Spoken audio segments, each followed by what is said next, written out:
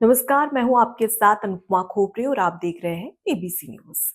बिहार चुनाव का वो चर्चित चेहरा जिसने बिहार में चुनाव में कदम रखते ही खूब सुर्खियां बटोरी और सिर्फ बिहार ही नहीं बल्कि पूरे देश में उसकी चर्चा होने लगी।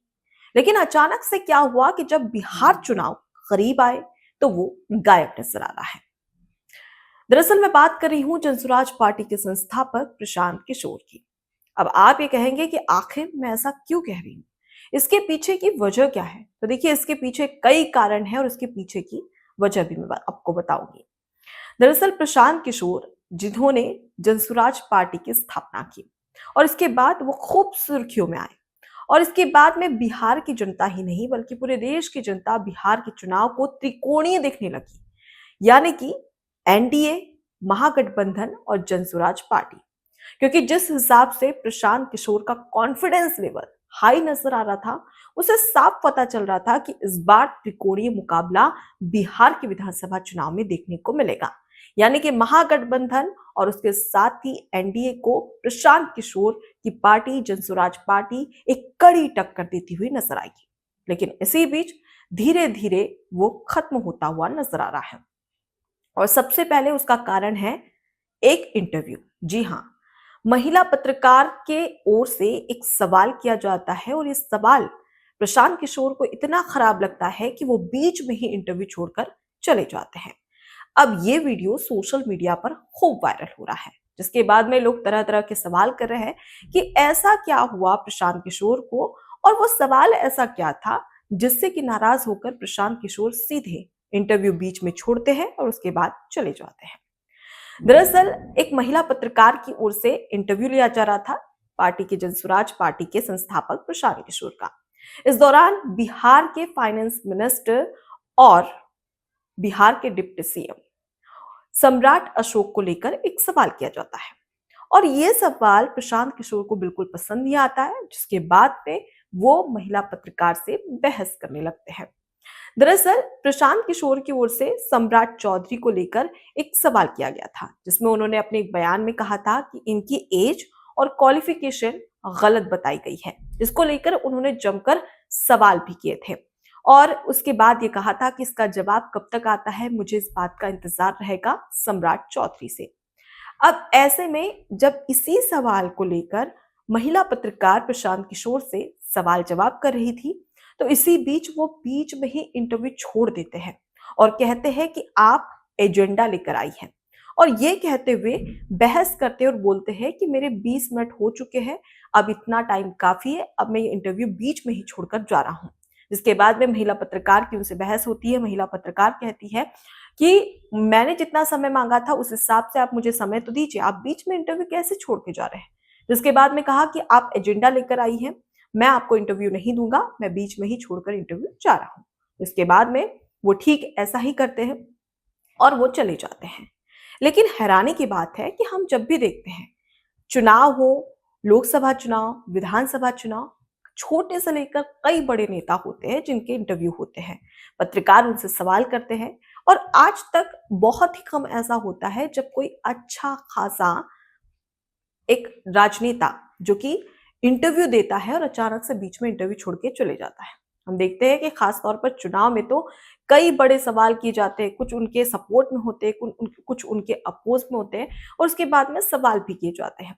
और कई बार ऐसा होता है कि उसका जवाब नेता चाहे अनचाहे देते ही हैं, चाहे उनकी मर्जी हो या उनका मन ना भी करे तब भी उसका जवाब दिया जाता है, भले ही घुमा फिरा कर दिया जाता है, लेकिन जवाब जरूर देते हैं। वो इसलिए क्योंकि चुनाव होता है। लेकिन ऐसा क्या हुआ प्रशांत किशोर को और ये सवाल ऐसा इतना चुभने वाला क्यों था कि वो बीच में ही इंटरव्यू छोड़ देते हैं? और सबसे बड़ी बात कि जिस राजनेता ने पहले कई चुनावी रणनीतियां बनाई हैं, कई चुनावी रोड मैप तैयार किए हैं, पॉलिटिकल रोड मैप तैयार करने के बावजूद कई ऐसे दिग्गज नेता है जिन्हें अर्श से फर्श पर पहुंचा दिया, लेकिन उसके बावजूद भी वो बीच में ही इंटरव्यू छोड़कर चले जाते हैं। पश्चिम बंगाल की मुख्यमंत्री ममता बनर्जी प्रधानमंत्री नरेंद्र मोदी 2014 का लोकसभा चुनाव लड़ते हैं। उसके अलावा नीतीश कुमार 2015 में बिहार में विधानसभा चुनाव लड़ते हैं। एम के स्टालिन तमिलनाडु के मुख्यमंत्री हैं। उसके साथ ही कई ऐसे दिग्गज नेता है जिसका चुनावी रोड मैप प्रशांत किशोर तैयार करते हैं और उनकी जीत भी होती है, ये भी हम सभी इससे वाकिफ हैं। लेकिन ऐसा क्या हुआ कि जब उनकी बारी आती है चुनाव लड़ने की, तब वो चुनाव लड़ने से भी इनकार कर देते हैं। जब अध्यक्ष बनने की बारी आती है, जब उनसे कहा जाता है कि आपने अपनी पार्टी की घोषणा तो कर दी है, लेकिन अब इसका अध्यक्ष कौन होगा, तो प्रशांत किशोर उससे भी पीछे हट जाते हैं। उसके बाद में जब उनसे पूछा जाता है कि जनसुराज पार्टी अगर चुनाव जीतती है तो सीएम कौन होगा, तब भी वो अपने चेहरे को आगे नहीं करते हैं और साफ कहते हैं कि ये पार्टी तय करेगी, फिलहाल हमारा पूरा फोकस चुनाव पर है। उसके बाद में जब चुनाव लड़ने की बारी आती है, सीट बंटवारे की बारी आती है, तो उस दौरान भी प्रशांत किशोर ये कहते हैं कि मैं चुनाव नहीं लड़ूंगा। मेरी पार्टी और हमने ये डिसाइड किया है कि मैं जो काम कर रहा हूं वही करूंगा, क्योंकि इससे मेरे प्रत्याशियों को, मेरे पार्टी के प्रत्याशियों को नुकसान हो सकता है। तो ये तमाम बातें करती है और लगातार जो बिहार चुनाव है उससे धीरे धीरे धीरे पीछे हटते हुए नजर आ रहे हैं। और अब एक इंटरव्यू जिसने अब आग में घी डालने का काम किया है। अब लगातार ये कहा जा रहा है कि प्रशांत किशोर क्यों अपने कदम पीछे ले रहे हैं, क्योंकि हमने देखा प्रशांत किशोर का जो कॉन्फिडेंस लेवल था वो एकदम हाई नजर आ रहा था। जब वो कहते, तेजस्वी यादव को ललकारते हुए कहते कि मुझे चुनाव लड़ता देख तेजस्वी यादव अब राघोपुर से कोई और दूसरी सीट पर खिसकने वाले हैं, अगर वो ऐसा करते हैं तो वो अपनी हार स्वीकार कर लेंगे, ये बयान दिया जाता है। उसके बाद उनका एक और बयान आता है जिसमें वो कहते हैं कि हमारी पार्टी 150 सीटें जीतेगी तभी मैं जीत मानूंगा, नहीं तो 100 जीते, 150 से अगर एक भी सीट कम होती है तो मैं मानूंगा कि मेरी पार्टी की हार है। ये कॉन्फिडेंस बताता है कि बिहार की राजनीति में जो जनसुराज पार्टी के संस्थापक है प्रशांत किशोर, वो किस तरीके से चुनाव लड़ने वाले हैं। हर किसी को यही लग रहा था कि एक बहुत ही अच्छी रणनीति के साथ वो बिहार के विधानसभा चुनाव में उतरेंगे, लेकिन अचानक से अब वो ये कह देते हैं कि मैं चुनाव ही नहीं लड़ूंगा और बीच में ही इंटरव्यू छोड़कर चले जाते हैं। हम कई बार देखते हैं कि कई ऐसे दिग्गज नेता हैं जिन्हें लगातार जो चुनावी रोड मैप होता है उसके जरिए बताया जाता है कि आपको आम जनता तक कैसे पहुंचना है, आपको कैसे उनसे बात करनी है, कैसे अपनी जो योजनाएं हैं, जो स्कीम्स हैं वो आम जनता तक पहुंचानी है, और उसके साथ ही उनके सवाल जवाब जो तीखे हमले होते हैं उसका जवाब कैसे शांति से देना है। ये तमाम ऐसी रणनीति है जो कि पॉलिटिकल रोड मैप के अंदर आती है, जो कि प्रशांत किशोर बनाते थे। और अब अचानक से क्या हुआ कि वो उसे ही फॉलो नहीं कर पा रहे हैं। यानी कि इससे साफ होता है कि पॉलिटिकल रोड मैप बनाना अलग बात होती है, और जब आप खुद चुनाव लड़ते हैं या चुनाव में जनता के बीच जाते हैं तब आपको समझ में आता है कि वास्तविकता क्या है। तब आपको एहसास होता है कि चुनाव लड़ना कितना मुश्किल है। हालांकि प्रशांत किशोर जो कि लगातार सुर्खियां बटोर रहे हैं, चाहे चुनाव में कॉन्फिडेंस लेवल को लेकर हो या फिर चुनाव के तहत एक इंटरव्यू को बीच में छोड़ने को लेकर हो, लगातार वो चर्चाओं में बने हुए हैं। लेकिन उनकी पार्टी कैसे कमाल कर पाती है, और क्या बिहार में वाकई में त्रिकोणीय मुकाबला देखने को मिलेगा, क्योंकि कहा तो यही जा रहा था कि त्रिकोणीय मुकाबला हो, यानी कि महागठबंधन और एनडीए के जीत के संकल्प के बीच में जनसुराज पार्टी तीसरा विकल्प बन सकती है। लेकिन फिलहाल की स्थिति में क्या वैसा ही नजर आ रहा है, क्योंकि हम देख रहे हैं कि प्रशांत किशोर ने कई रणनीतियां बनाई हो, चाहे हम चुनाव में प्रत्याशियों की घोषणा की बात करें, महागठबंधन और एनडीए में सीटों को लेकर टकरार देखने को मिल रही थी। लेकिन इसी बीच में प्रशांत किशोर अपनी जनसुराज पार्टी के संस्थापक जो है वो कई प्रत्याशियों की घोषणा कर देते हैं, जिसके बाद ये कहा गया कि बिहार में सबसे आगे कोई नजर आ रहा है तो वो है प्रशांत किशोर।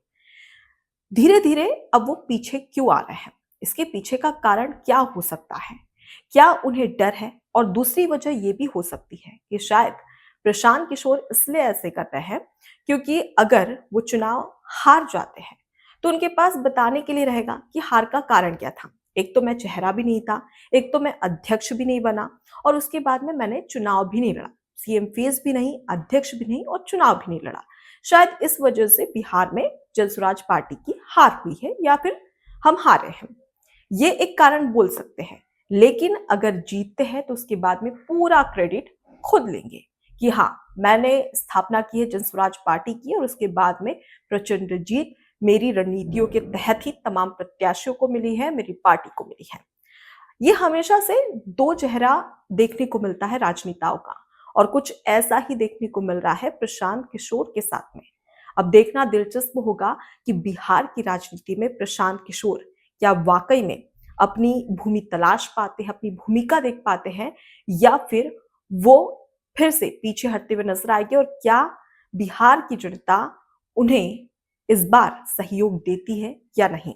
ये देखना दिलचस्प होगा, क्योंकि एनडीए और महागठबंधन के बाद में किसी का नाम लिया जा रहा है तो वो जनसुराज पार्टी है।